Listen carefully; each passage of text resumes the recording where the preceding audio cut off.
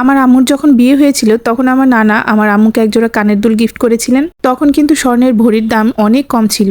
পরবর্তীতে আমার আম্মু ওই গয়নাটা বিক্রি করে এক টুকরো জমি কিনেছিলেন। আমার আম্মু যখন ওই জমিটা বিক্রি করেছিলেন তখন কিন্তু ওই গয়নার দামের চাইতে 100 গুণ বেশি দামে বিক্রি করেছিলেন জমিটা। স্বর্ণ কিনে ঘরে রাখা ভালো, তবে যখন আমার হাজবেন্ডের ইনকাম 20 থেকে 30,000 টাকা, তখন যদি আমি তাকে প্রেসার দিয়ে 50,000 টাকার গয়না কিনে ঘরে জমিয়ে রাখি, সেটা আমার কাছে মোটেও বুদ্ধিমানের মতন কাজ মনে হয় না। বরং আমি যদি ওই সময় ওই 50,000 টাকা আমার হাজবেন্ডকে অন্য কাজে লাগাতে বলি, কিছুদিন পরে যখন ওই 50,000 টাকাই 5 লাখ টাকা হয়ে যাবে, তখন কিন্তু আমার হাজবেন্ড আমাকে অনায়াসে 50,000 টাকার গয়না কিনে দিতে পারবেন, আর আমার সংসারেও কোনো প্রেসার পড়বে না।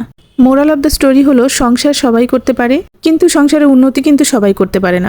সংসারে উন্নতি করতে গেলে নিজের সামর্থ্য আর মেধাকে প্রপার কাজে লাগাতে হয়, আর তখনই কিন্তু একটা সংসার সুখের হয়। যাই হোক, আজ তো আপনাদের অনেক জ্ঞান দিয়ে ফেললাম। আপনাদের সাথে কথা বলতে বলতে আমি আমার কিছু শুকনা খাবার স্টোরেজ করে নিচ্ছিলাম। এখানে ছিল কাজু বাদাম, কাঠবাদাম, কিশমিশ আর মধু।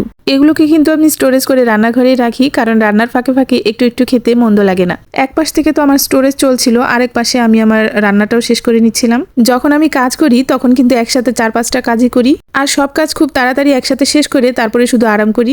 একটু কাজ করা আর একটু আরাম করা আমার একদমই পছন্দ হয় না। এখন যে বিস্কিটগুলো আমি স্টোরেজ করে রাখছিলাম, এই বিস্কিটগুলো কিন্তু আমি চায়ের সঙ্গে খেতে খুব ভালোবাসি, আর তাই যখন এটা কিনি তখন কিন্তু 3-4 প্যাকেট একসাথে কিনে ফেলি।